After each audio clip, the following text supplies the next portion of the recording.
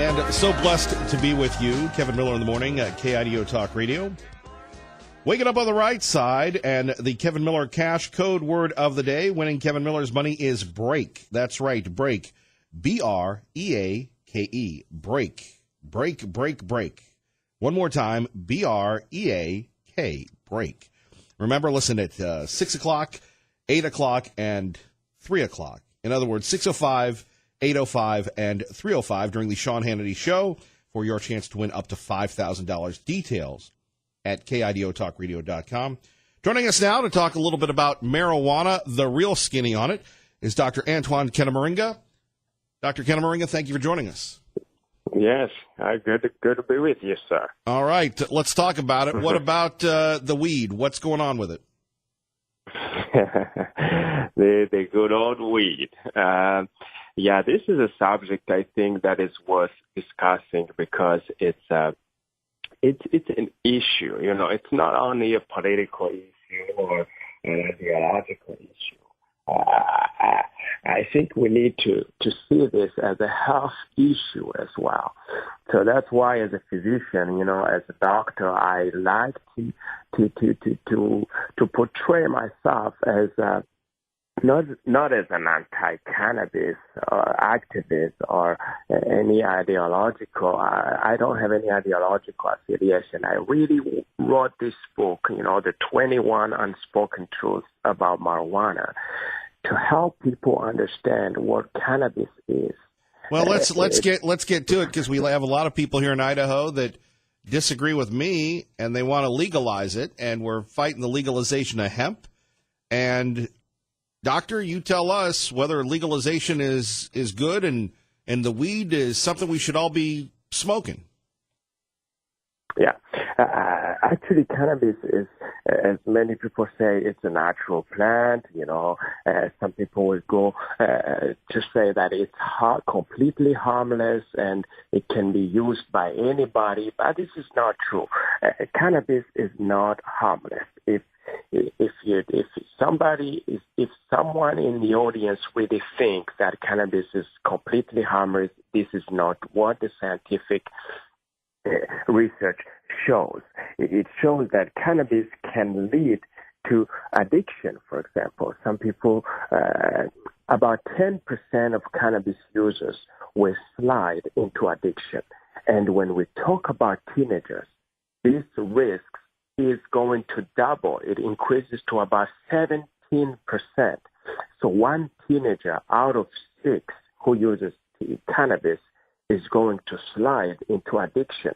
And when you start your life as a teenager with an addiction, it's not a very good start, because you increase the risk of depression, the risk of psychosis, the risk of falling into other substance use disorders. So it's very important to really keep the perspective of health, the health perspective when we talk about cannabis.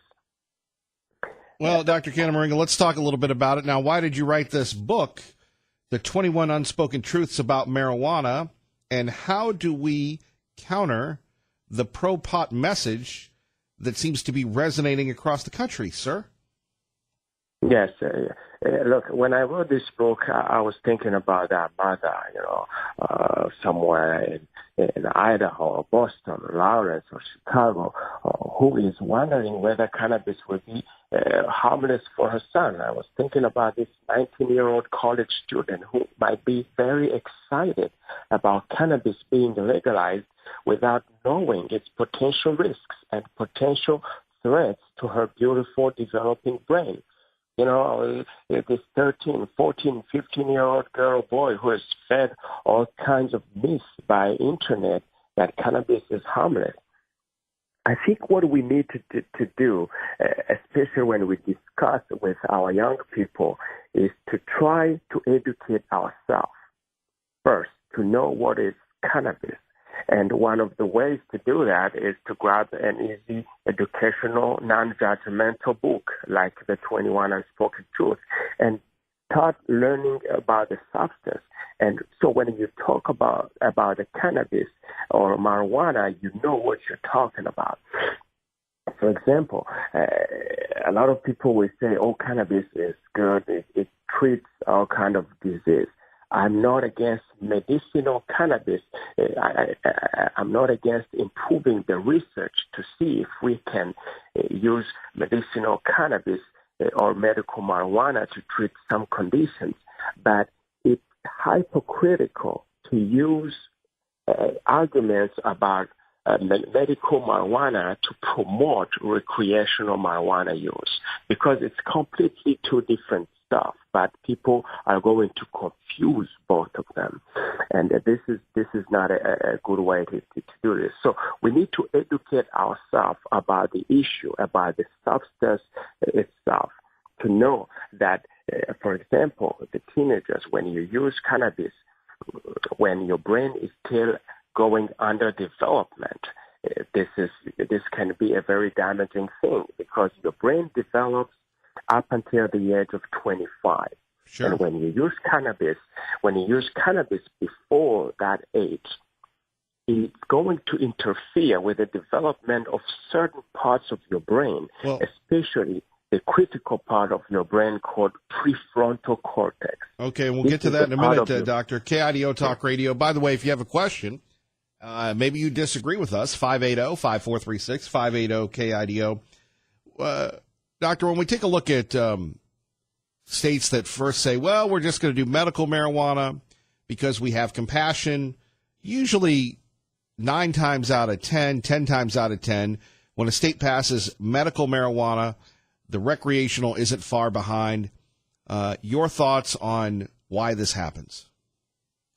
Yeah. Actually, it's because the cannabis activists are going to use the medical marijuana arguments to promote the recreational use, and people don't seem to see the difference between both. In medical marijuana, actually, cannabis has 2 main cannabinoids or active ingredients. One is called THC, tetrahydrocannabinol, and the other one is CBD. So THC is the ingredient that is going to get you high, that's going to give you this feeling, or the buzz, and this is the substance that recreational users are looking for, because they want to feel high. They want to feel great, relaxed, and all kinds of stuff. But it's also this THC that is going to get you hooked to cannabis, that's going to get you addicted to cannabis. It's also this THC that is going to increase the risk of psychosis, depression, anxiety. It's also this THC that is going to interfere with your ability to drive. It's also this THC that's going to interfere with your brain development. And generally in the medical cannabis, there is very little THC. There is mostly CBD. And people are just going to say cannabis, but when we say CBD, no recreational user is looking for CBD, because CBD doesn't get you high. CBD doesn't. That's what they're starting with here. Right, they're talking CBD and then the medical, and then everybody on the corner is going to be smoking a doob. Yeah, exactly. So it's kind of hypocritical for people to use medical marijuana argument to promote recreational marijuana use. But this is what people do. They just say cannabis, medical cannabis, but it's not necessarily the same thing. So we need to be careful and to really educate, ourselves about the subject. And one more time, that book, The 21 Secrets About Marijuana, is that right? The 21 Unspoken Truths about marijuana. Well, Doctor, we appreciate you. Thank you. You're welcome. All right, there we have it. A little heady this morning, but here you have Dr. Antoine Canamaringa, who came on this morning from Montreal, Canada, telling us the dangers about THC and the pot. Kevin Miller in the morning here. Phone numbers 580-5436, 580-KIDO. Little pencil neck Adam Schiff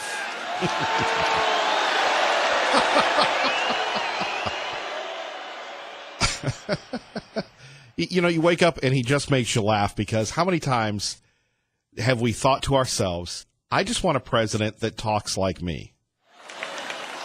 Little pencil neck Adam Schiff.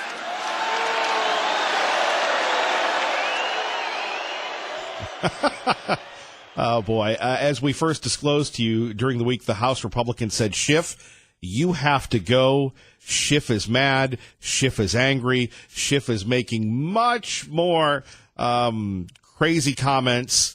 Let's take a listen to the Pencil Neck Geek.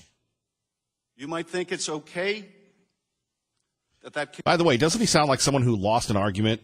And remember when he said, our parents said to us, you know, you've got to be a good loser.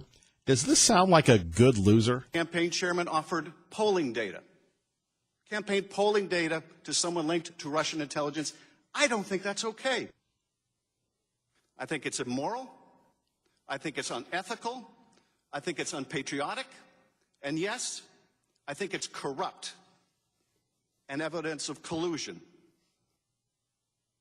And there we have it. More from the Trump rally at 580-5436, 580-KIDO.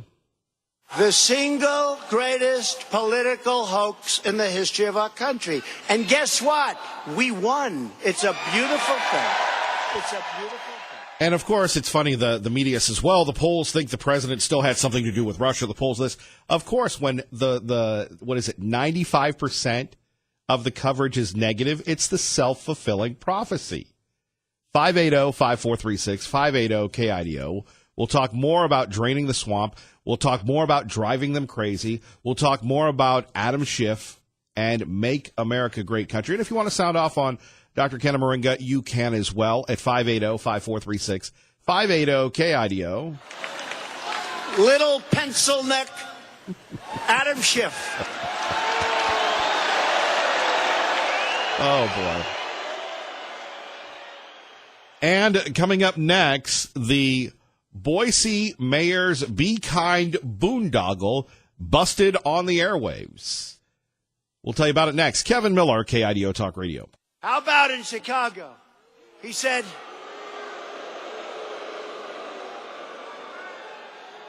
he was attacked by MAGA country. Did you ever hear that one? MAGA country.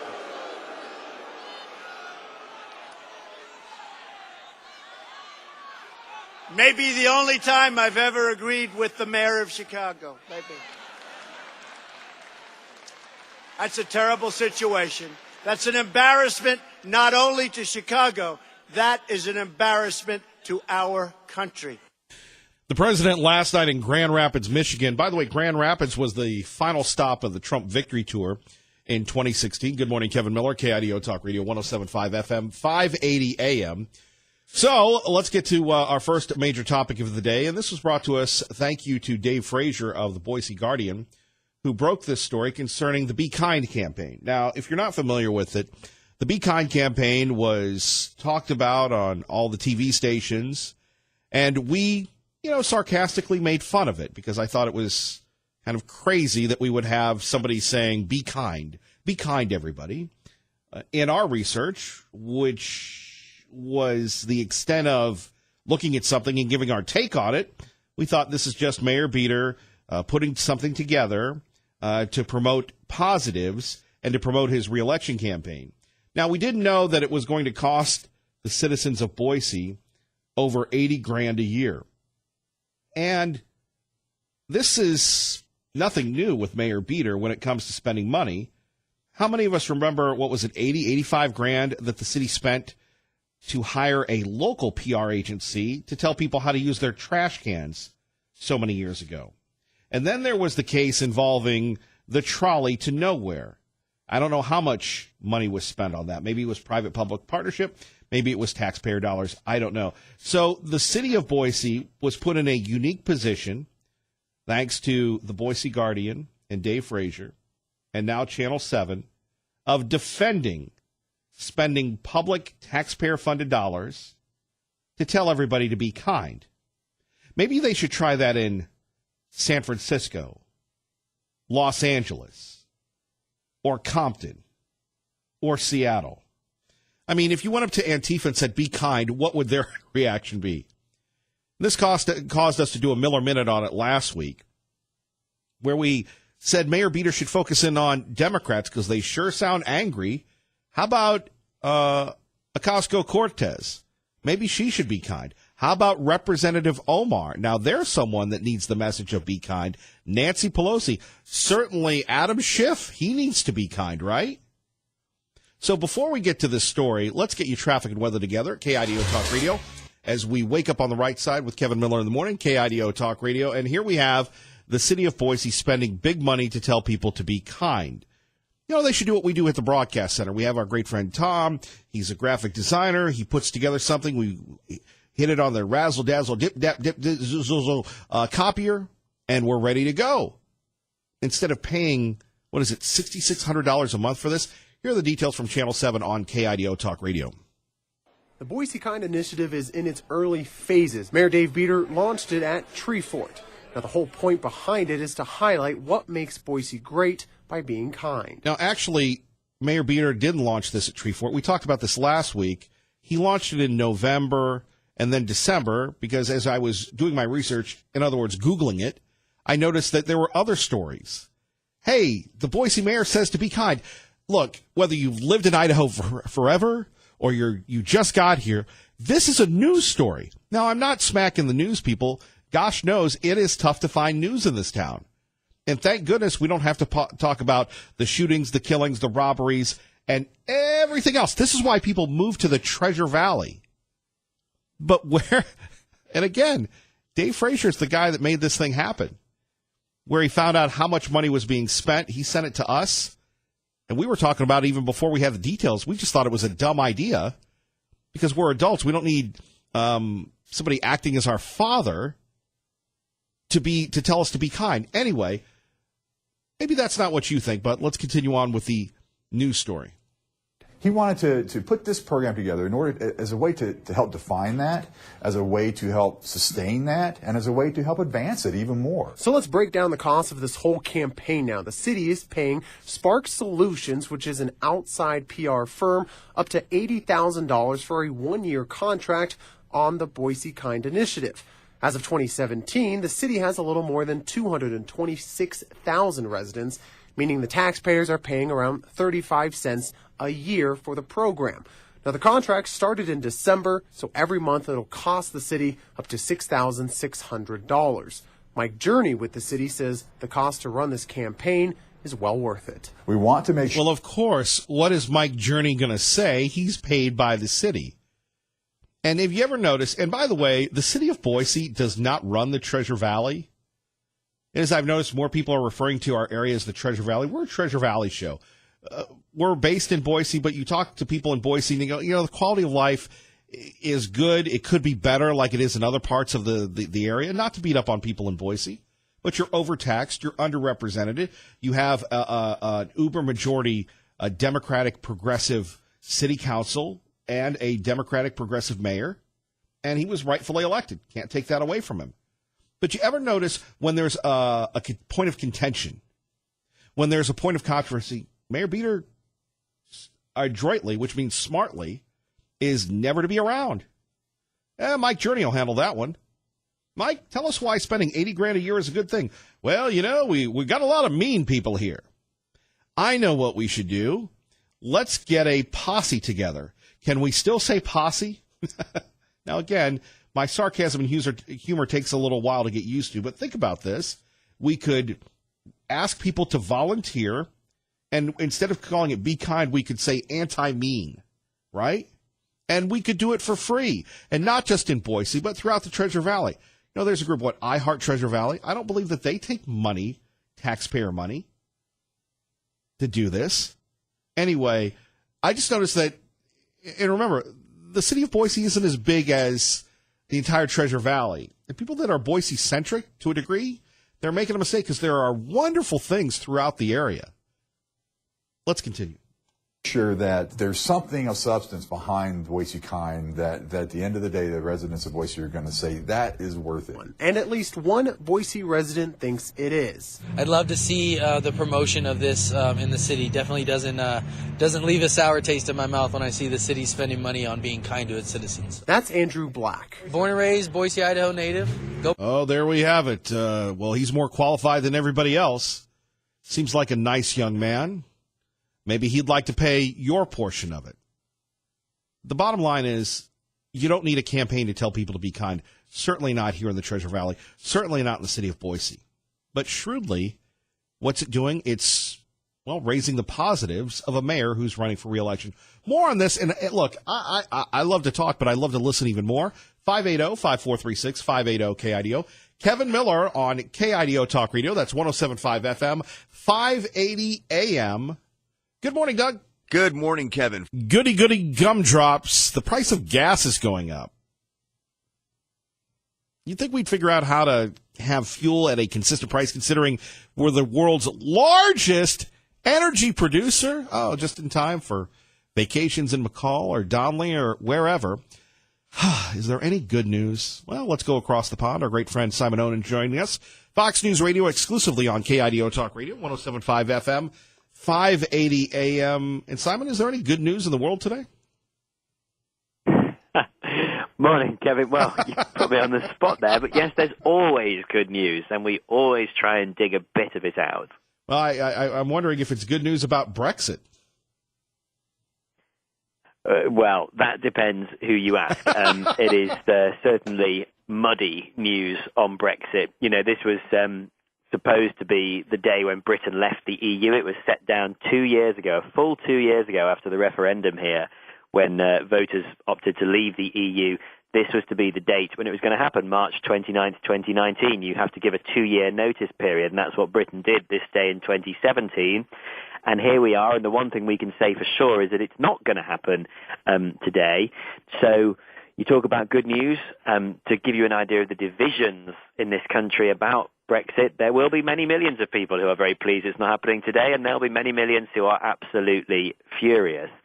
The reason that it's been delayed, which is the current status, is Parliament still hasn't agreed how and therefore if Brexit should happen. And so where we are as things stand as of now, lawmakers are debating as we speak in Parliament the divorce deal that the Prime Minister here, Theresa May, agreed with the European Union last year. It is a deal that has been rejected twice by Parliament already, but as the government becomes ever more desperate to get this through, they have kind of fiddled with the shape of today's vote. And notably, Theresa May has even promised her own party that she will resign and get out of the way for new leadership if only they vote for her deal at last. And if they do, if Parliament approves this deal in the coming hours, the government here says that's it. Brexit will be confirmed and it will happen on a new date of May 22nd, but it won't be changeable. That will be the whole thing done. If she doesn't win, and it is a big if, you know, if she doesn't win again, then it's all up in the air. So it's a really high stakes day here today. Indeed. Finally, Simon, what are the economic ramifications of the delay in Brexit, if anything? Well, I mean, it depends who you are. I mean, just to speak very locally from where I am in London, if you are, say, running a small business here, well, you don't have a clue whether you're going to be hit with totally new import regulations or tariffs or immigration restrictions on who you hire within potentially just a couple of weeks. This could all happen very quickly and everything could be up in the air. So it's hard. It's really tough for some of those people.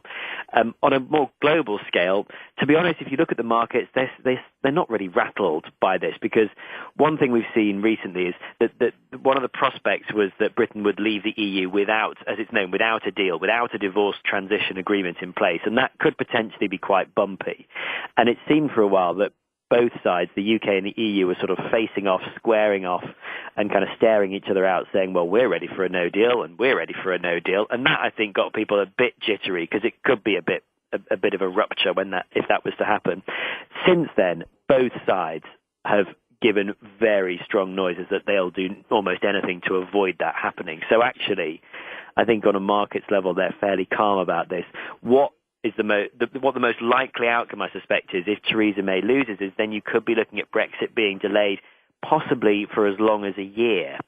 And that is, I think, what she's hoping is that those people in her own party, the Conservative Party, who've wanted for decades to have this moment to leave the European Union, I think she's hoping that they will see the prospect of it being put back by a full 12 months or more and say, we're not convinced by her divorce deal, but at least it gets Britain out, and maybe they will vote for it on those terms. But, tense couple of hours ahead here and potentially much more uncertainty to come. Well, Simon, we appreciate it. Keep your powder dry. Thanks, Kevin. Thank you. Simon Owen joining us. Kevin Miller in the morning, KIDO Talk Radio. If you're just waking up, we're taking your reaction to the city of Boise spending $80 grand a year, over $80,000 a year to launch the Be Kind initiative. Now, maybe you live in Meridian, maybe you live in Nampa, maybe you live in Notice, maybe you live in Cuna, and you're thinking, well, who cares? You're right. But would you support? I can't believe that anybody would support taxpayer money being used to tell people to be kind. I mean, that's what you go to church for, right? Anyway, if you missed the story, we're coming into it halfway. It's almost over. Then we'll take your calls.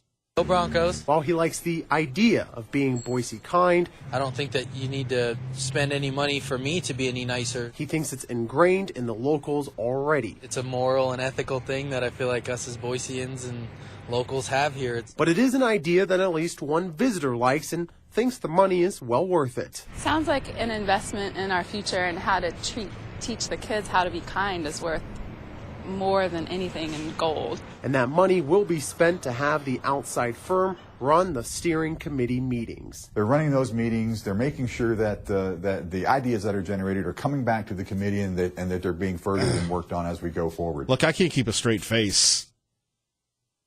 Did anybody ask anybody who, is a real person? I mean, come on. You can't tell me that somebody just didn't say, look, I can't believe we're talking about this. This is a waste of money. This is a shrewd move by the mayor. And, of course, nobody wants to get on the wrong side of the mayor. I get that.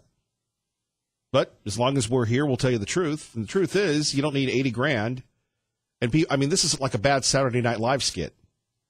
If you're just waking up talking about this Be Kind initiative from the city of Boise, they're paying an outside firm $80,000 to tell people how to be kind. And they have a committee now. And they take the ideas to the committee.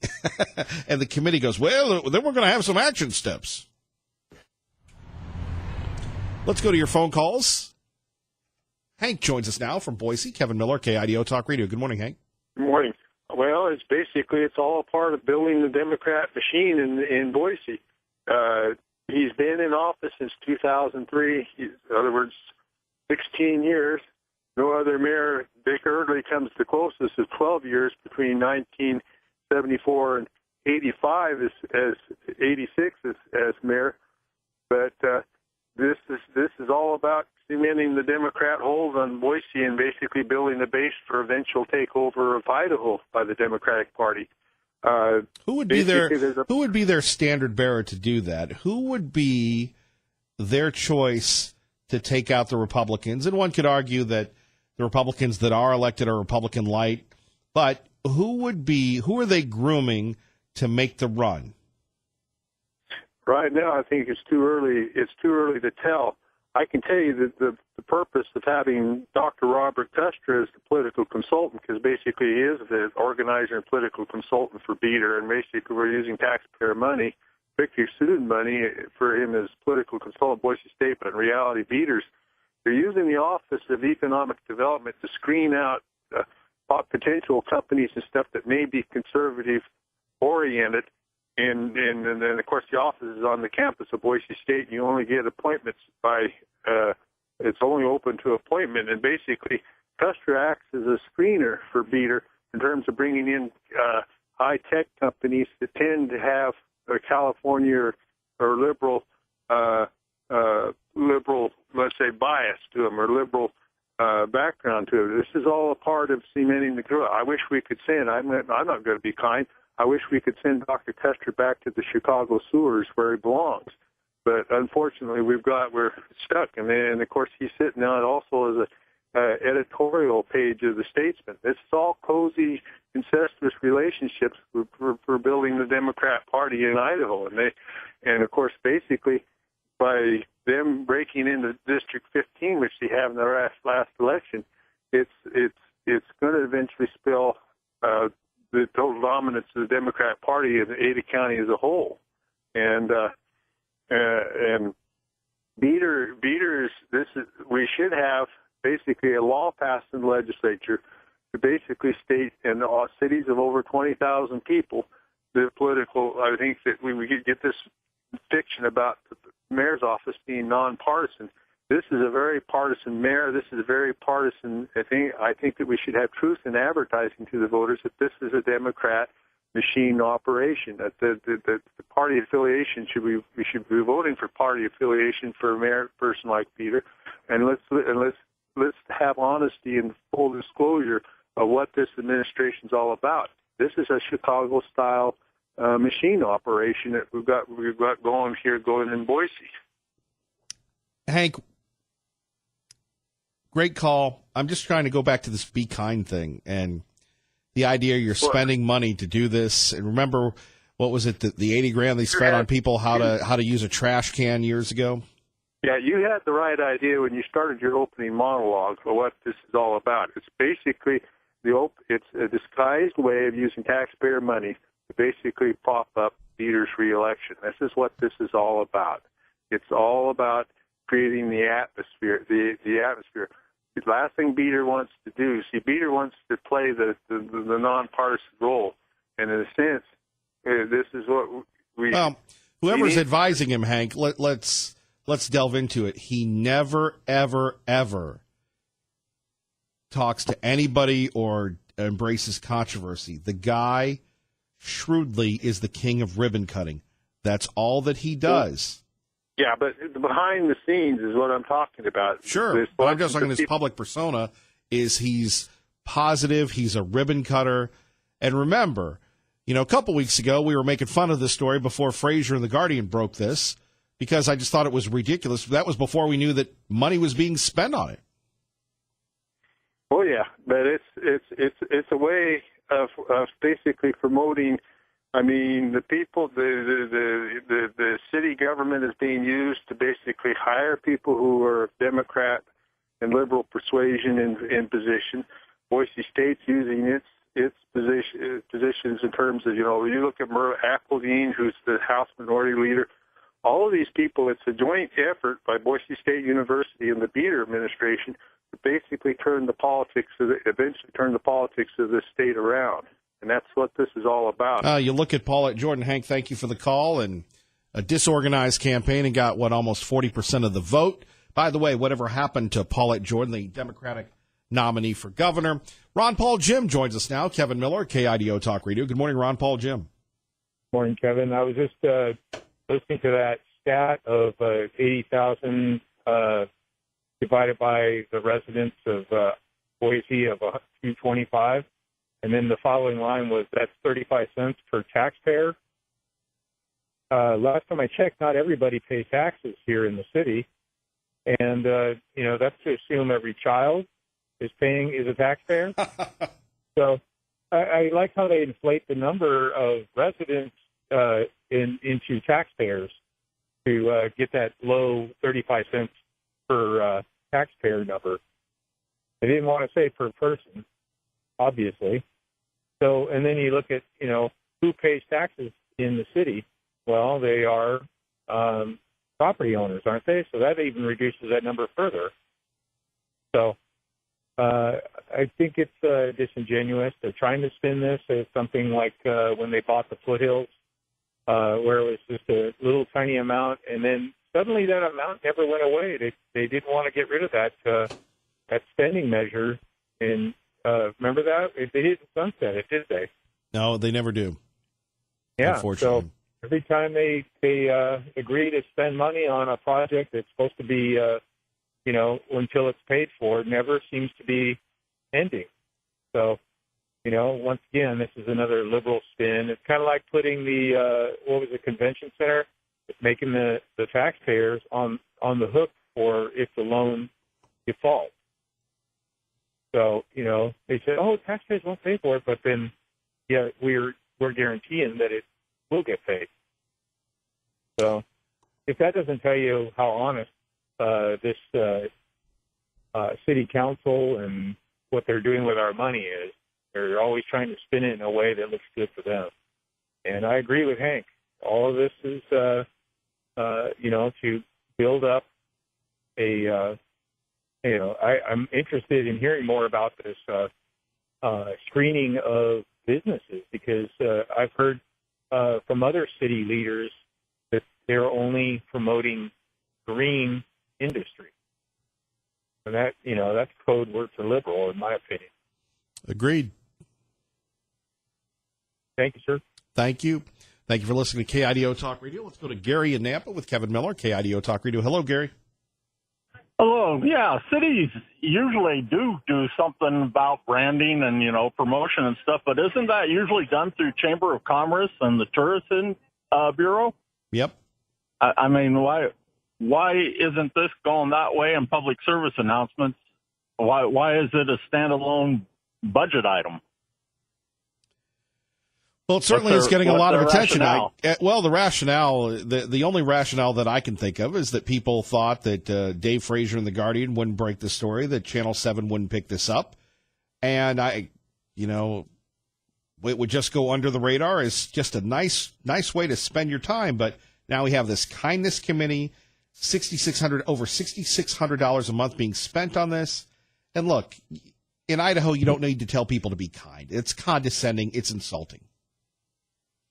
Yeah, but why did they decide to go a separate route this time? Why isn't it going through the usual promotional methods of the Tourist Bureau and Chamber of Commerce? Well, because it's the mayor's pet project. Okay. And he's co-branding it. So, and we've seen this with other politicians, but it's usually been involving a public service announcement. Years ago, the governor with the first lady, the former governor now, Governor Otter, he would do Ollie the Otter, stay out of the ditches and the canals. Yeah. And, he would do public service announcements. But it wasn't about Governor Otter telling us to be nice. It was stay out of the canals or bad things are going to happen. There's a big difference. Gary, thank you. Oh, okay, thank you. Great point, Bye. Gary. We appreciate you. You're listening to Kevin Miller on your home for Sean Hannity, KIDO Talk Radio. KIDO Talk Radio. Who's to say we do this without a net? Max from Garden City joins us now on KIDO Talk Radio. Good morning, Max. Good morning, Kevin. Kevin, I have a question about this Be Nice initiative. Has anybody asked where the money is going exactly, or what ties Mayor Beater has to this no-bid contract that was just handed out? Oh, that's a very good point. Yeah, and think about it. This is one of the most insanely stupid things you could do. Be nice. I agree with you. It's an insult to the people. Yeah. When I came back to America, moving into Boise, Idaho, my wife and I were bowled over by the politeness and the sweetness of the people. We do not need a Be Nice initiative, but I want to know which of Mayor Beater's cronies got this sweet deal, $80,000. You can be sure they didn't put it up to bid. Max, great point. Thank you for listening to KIDO Talk Radio, sir.